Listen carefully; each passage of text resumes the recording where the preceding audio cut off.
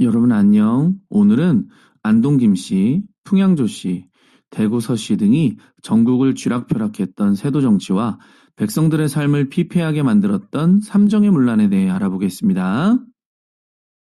원래 세도 정치란 사회를 교화시켜 세상을 올바르게 다스리는 도리라는 사림의 이상적인 통치 이념을 의미하는 말이었습니다. 중종 때 조광조, 효종과 현종 때 송시열 등이 훌륭한 학식과 덕망을 인정받아 정치를 이끌었던 것이 좋은 예시입니다. 하지만 정조의 신임을 빌미로 권력을 사유화한 홍구경부터 세도 정치가 변질되어 타락하게 됩니다. 정조 사후 이공 순조가 즉위합니다.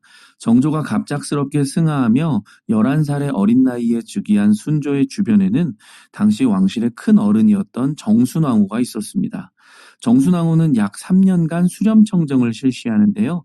김관주, 심환지 등과 함께 전국을 주도해 나갔습니다.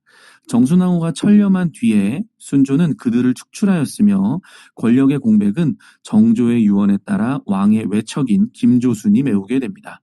이후 60여 년간 안동 김씨, 대구 서씨, 풍양 조씨, 연안이 씨, 풍산 홍씨, 반남 박씨 등이 비변사를 비롯한 국가 요직에 등용되며 권력을 장악하게 됩니다.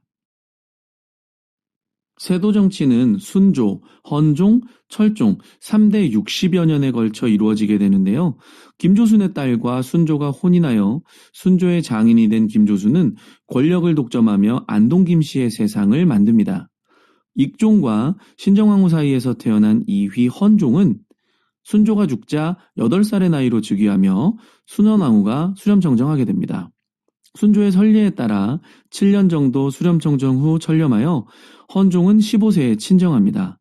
헌종의 어머니가 풍양조 씨였기 때문에 헌종 때는 풍양조 씨의 세상이었습니다.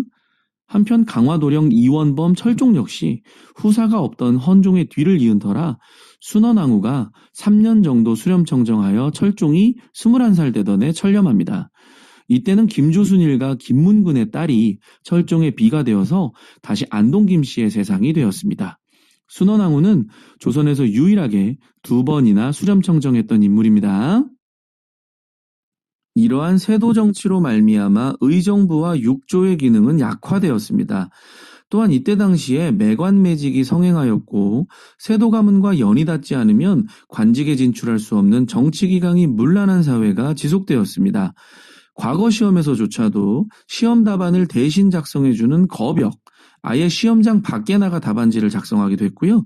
시험장으로 책을 반입하여 몰래 베껴 쓰는 협서도 심심치 않게 발생하였습니다. 이러한 상황에서 관직에 오른 관리들이 나라의 안위에 관심이 있었겠습니까? 그들의 관심은 온통 자신의 본전을, 아니 그 이상을 찾아서 자신들의 배를 불리는 일에만 혈안이 돼 있었습니다.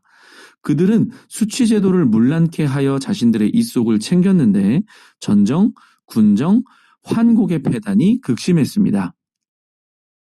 먼저 전정에 대해 살펴보면요.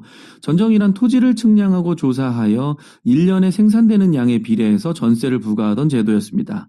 보통 토지 1결당 20두 정도를 징수하였는데요. 훈련도감 경비를 보충했던 삼수미세, 균역법을 보충했던 결작, 역의 대가로 경절이나 영절이에게 바치던 역감이, 문서 작성에 드는 종이값 명목으로 받은 작지미 등을 포함하면 약 한 20두 정도 되었습니다. 또한 전지에 대한 조사는 20년 주기로 실시하도록 규정되어 있었습니다만 조선 후기로 갈수록 잘 지켜지지 않았습니다. 세도정치 시기에 이르러서는 실제 소유주가 아닌데도 세금을 부과하는 백지징세, 있지도 않은 토지세를 대신 납부하고 비싼 이자를 더해 갚으라고 강요하는 방결, 여러 가지 명목의 세금을 덕지덕지 붙여서 정해진 세금보다 몇 배 이상으로 기입하여 징수받던 도결 등이 대표적인 전정의 문란 상황이었습니다. 한편 조선 후기에 군포 수입이 줄어드는 상황이 발생합니다. 1년에 2피를 징수하던 군적수포제에서 균역법이 시행됨에 따라 군포 수입이 1년에 1포로 감소합니다. 더욱이 학생, 향리, 유양소에 등재된 양반인 향안, 공명첩 구입 등으로 군포 납부에서 제외되는 사람이 증가하여 군포 수입은 더더욱 줄어들게 됩니다. 부정한 관리들은 이러한 점을 이용하여 자신들의 부를 축적해 나갔습니다. 군포징수의 문란상은 다음과 같습니다. 군적에 오르지 않은 어린아이에게 군포를 부과하던 황구첨정, 이미 사망한 자에게 군포를 부과하던 백골징포, 군적의 나이를 낮춰 추가적으로 징수하던 강년체, 마을 단위로 전체의 군포를 납부하게 하던 동징, 군포의 부담을 이기지 못해 도망가면 친척에게 부과하던 족징, 친척마저 없으면 이웃에게 부과하던 족징 등의 부정이 성행하였습니다. 삼정의 문란 중 가장 피해가 극심했던 환정, 황곡에 대해서 살펴보겠습니다. 고구려의 진대법, 고려의 흑창, 이거 성종 때 의창으로 바뀌죠. 이것과 더불어 대표적인 빈민구제 제도였던 환곡은 봄에 식량을 대출해 주었다가 가을에 추수한 뒤 약간의 이자를 붙여 상환받는 구조였습니다. 그 약간의 이자를 받았던 것은요, 대출된 곡식에 미상환 사태가 발생을 했고, 또한 쌀을 오래 보관하다 보면 자연적으로 쌀을 쓸 수 없게 되는 경우가 발생했던 관계로 모곡이라고 하는 이자를 받게 되었습니다. 근데 그것이 약 10분의 1 정도로 그렇게 비싸진 않았거든요. 합리적인 비율이었지만 세도 정치 시기의 탐관오리들에게는 매력적인 세금 착취 수단이었죠. 모곡의 비율을 늘리는 방법, 대출되는 쌀에 모래나 결을 섞어 실제 양을 줄이고요. 상환받을 때는 온전한 쌀을 받는 방법, 환곡이 필요 없는 백성에게 강제 대출하는 방법, 이자를 쌀 대신 돈으로 납부하게 하는 방법들의 부정이 자행되었습니다. 삼정의 문란으로 말미암아 백성들의 삶은 나날이 피폐해져 갔습니다. 이에 조정에서는 암행어사를 파견하여 관리들의 부정부패와 삼정의 문란을 시정코자 하였으나 별다른 효과를 거두지는 못합니다. 이후 삼정의 문란을 견디지 못한 백성들이 봉기하게 되는데요. 대표적으로 홍경래의 난과 임술농민 봉기 등이 있었습니다. 지금까지 세도정치와 삼정의 문란상에 대해 살펴보았습니다. 예나 지금이나 세금 문제는 민감한 사안입니다. 세금은 나라의 근간이기도 하며 어느 분야보다도 투명성과 공정성이 요구되는 분야입니다.